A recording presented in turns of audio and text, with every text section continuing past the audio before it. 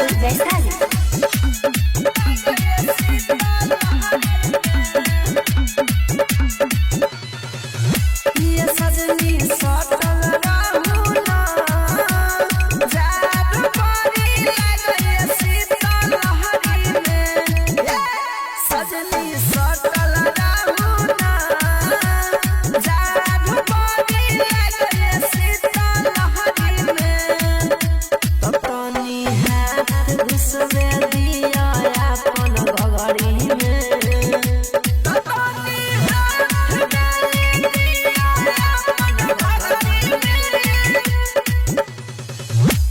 सजनी सटल राहुना जादू परी लगे शीतल लहरी में।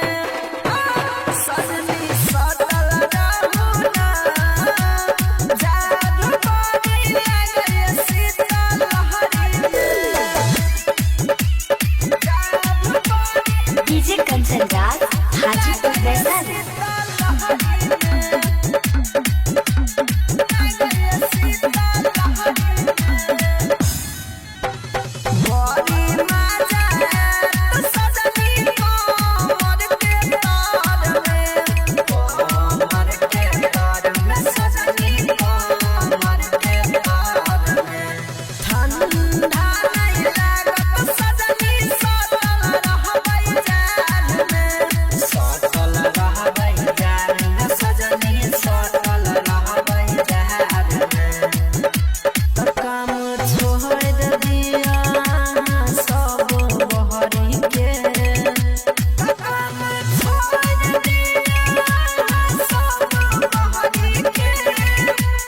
सजनी सटल राहुना जादू परी लगे शीतल लहरी के।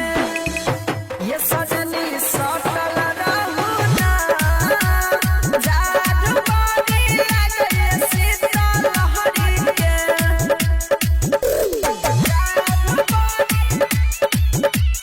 डीजे कंचन राज हाजीपुर वैशाली।